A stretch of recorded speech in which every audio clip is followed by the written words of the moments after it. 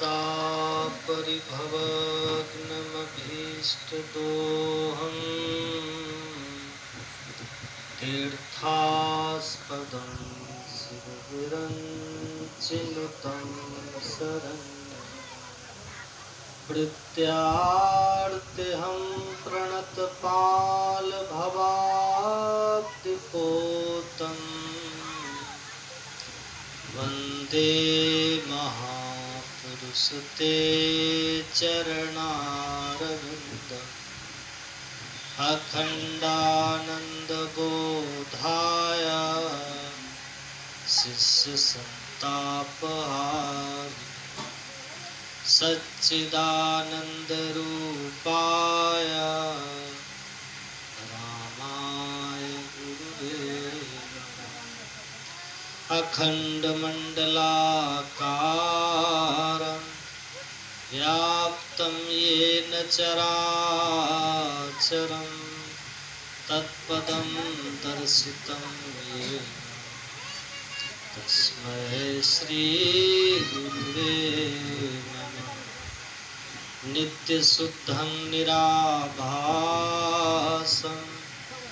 निराकारं निरञ्जनं नित्यबोधं चिदानन्दं गुरुं ब्रह्मं नमामि। गुरु बिन ज्ञान न उपजे, गुरु बिन मिले न भेव, गुरु बिन संशय ना मिटे। जय जय जय गुरुदेव। बोलिए प्रेम से श्री सद्गुरु महाराज की जय। श्री सद्गुरु महाराज की जय। श्री सद्गुरु महाराज।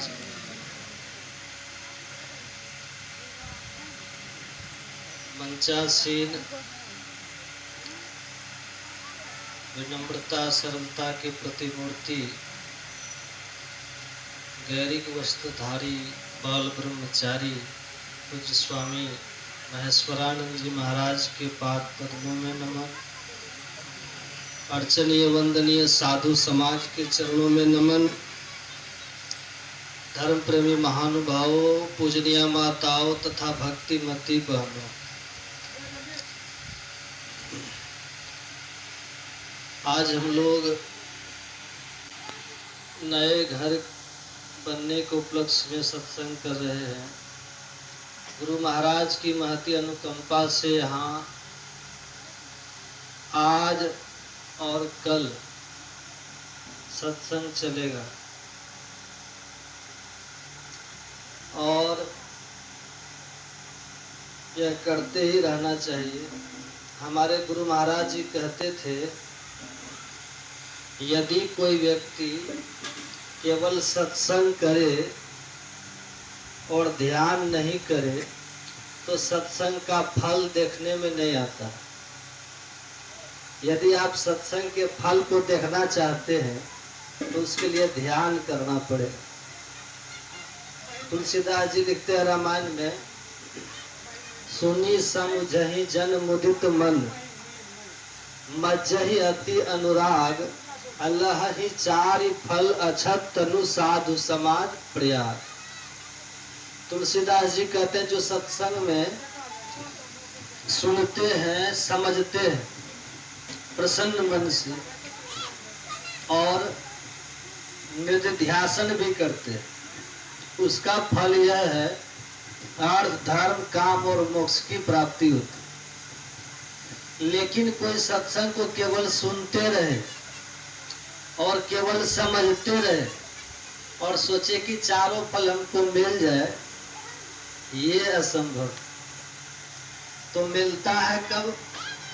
तुलसीदास जी कहते हैं, मज्जन फल देखिए तत्काल। अगर तत्काल में फल देखना चाहते हैं, फल पाना चाहते हैं, फल को देखना चाहते हैं, तो तुलसीदास जी कहते हैं मज्जन फल। आप पहले क्या कह दिए, सुनी समझहि जन मुदित मना मज्जहि अति अनुराग। तो सुनने तक फल नहीं दिखेगा, समझने तक भी फल नहीं दिखेगा।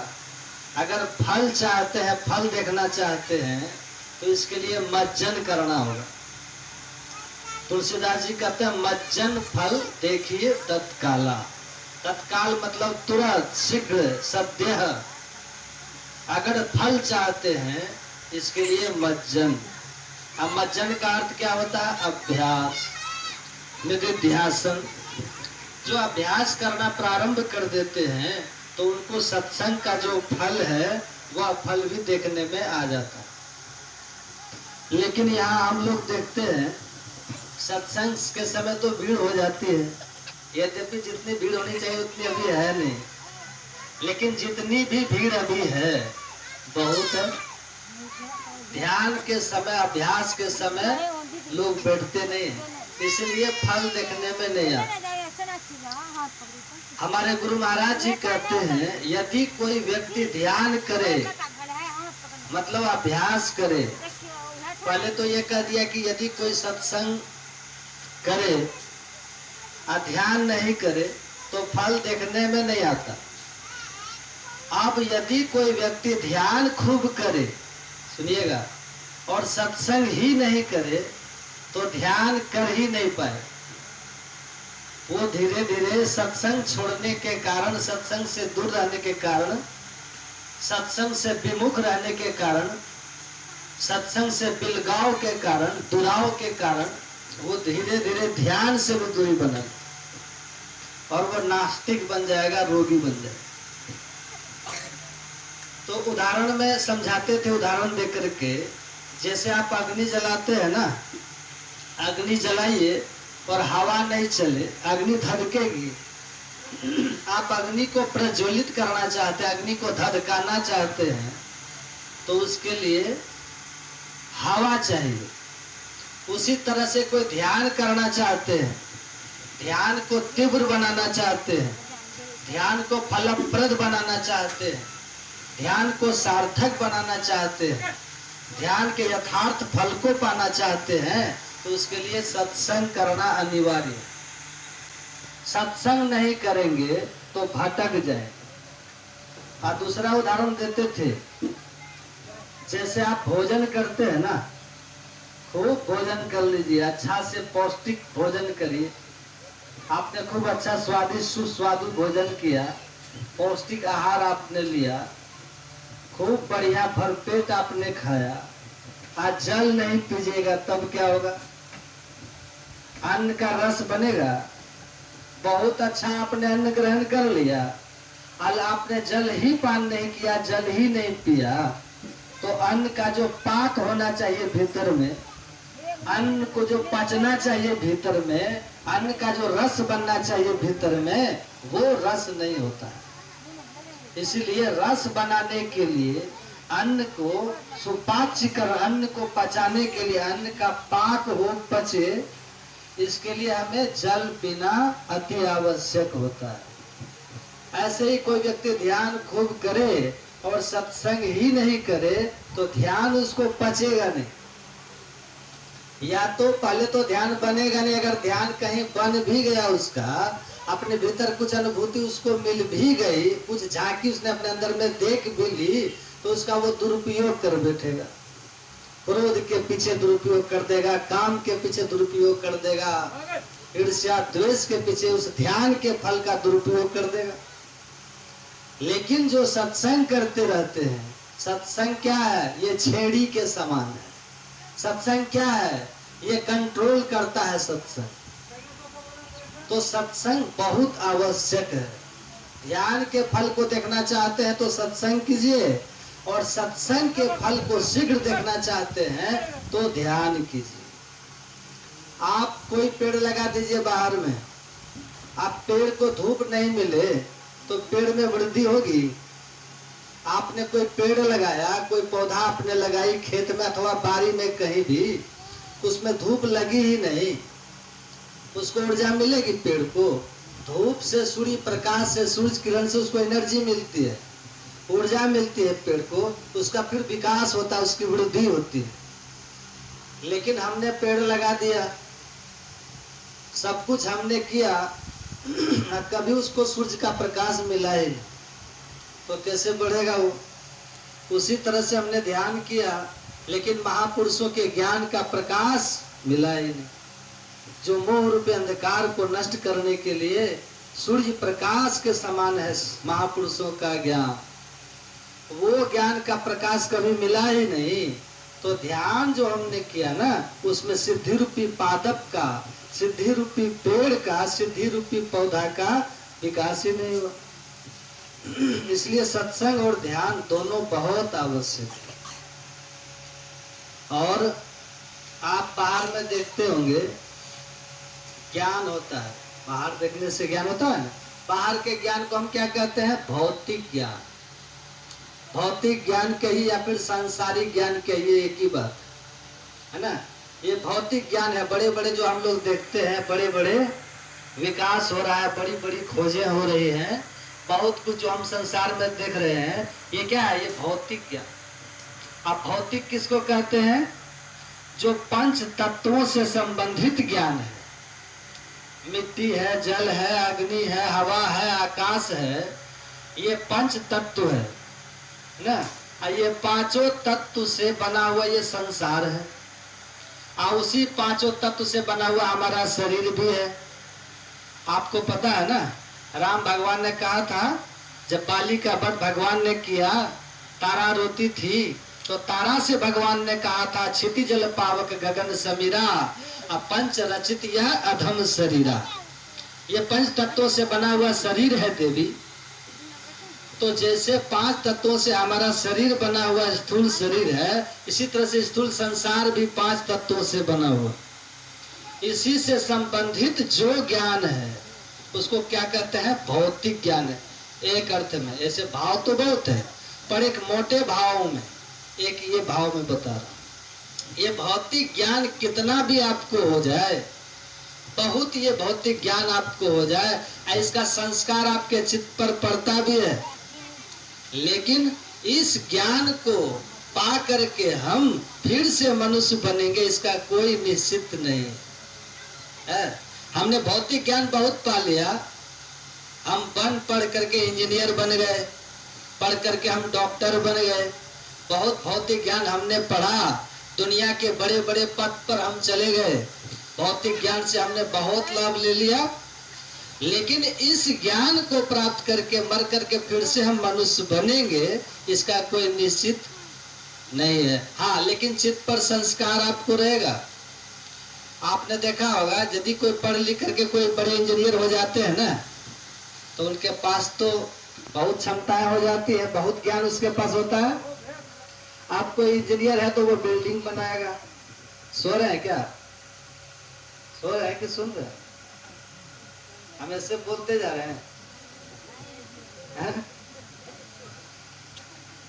कोई मर गया पढ़ लिख करके, मरने के बाद वो 84 लाख में चला गया।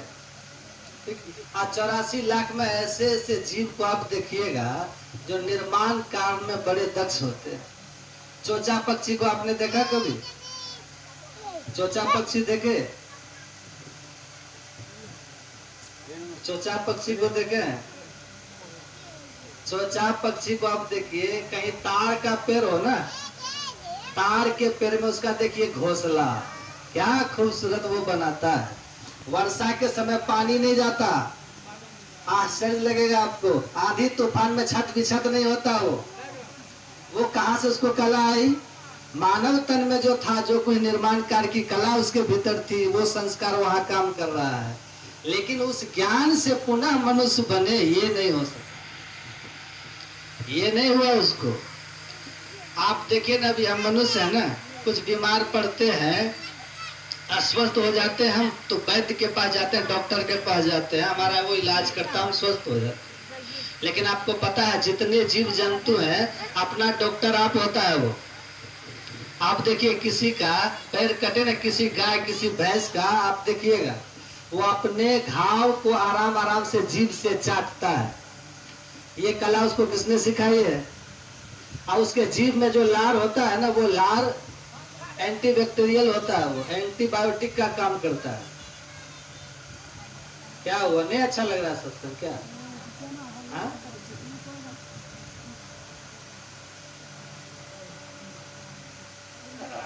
क्या बोल रहे थे, बोलिए। हाँ?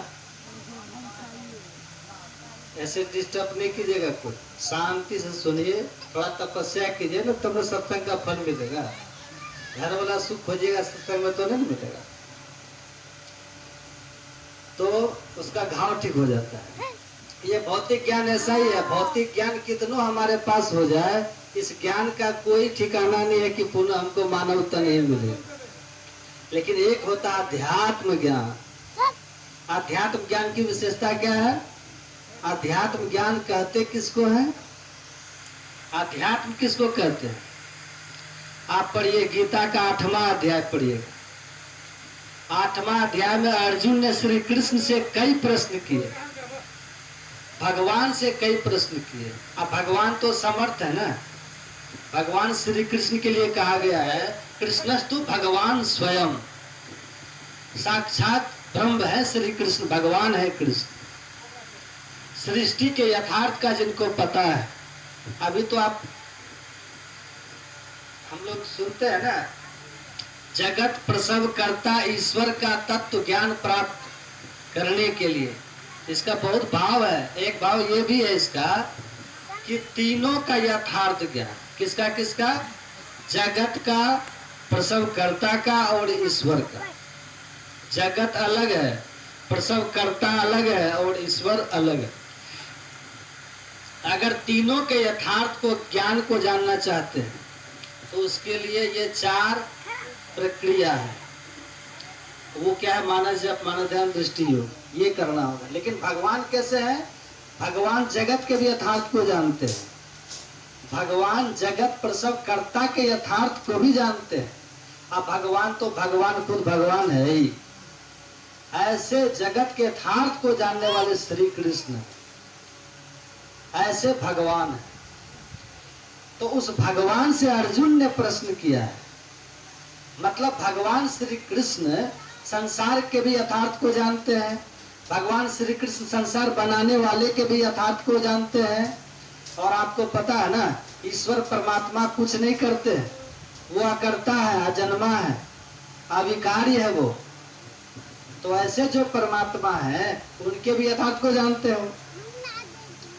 ऐसे समर्थ जो है श्री कृष्ण, ऐसे सुयोग जो है भगवान, वही अर्जुन को गुरु रूप में मिले हुए ना। वही भगवान श्री कृष्ण अर्जुन की जिज्ञासाओं का समाधान करने के लिए सामने खड़े। अब तब अर्जुन ने कई प्रश्न किया। अर्जुन ने प्रश्न किया, प्रभु ब्रह्म किसको कहते हैं, अधियज्ञ किसको कहते हैं, अभिभूत किसको कहते हैं। उसी में एक प्रश्न किया, किम अध्यात्मम, अध्यात्म किसको कहते हैं, अध्यात्म क्या है। तो भगवान ने अपनी अनुभूति के आधार पर यथार्थ उत्तर भगवान ने दिया। और भगवान कहते हैं, अर्जुन स्वभावोऽध्यात्म उच्यते। भगवान इसका अर्थ करते हैं महापुरुष लोग, हमारे गुरु महाराज जी ने भी किया है कि अपने स्वरूप को ही अध्यात्म कहते। किसको कहते हैं? अपने स्वरूप को ही अध्यात्म कहते हैं। स्वभावोऽध्यात्म उच्यते, स्वभाव, स्वभाव अथवा स्वरूप कही, भाव एक ही। तो भगवान कहते हैं, अर्जुन अपने स्वरूप को अध्यात्म कहा। अपना स्वरूप क्या है? मैं बराबर कहता हूं, अपना स्वरूप क्या है? हम अपने शरीर को देखते हैं,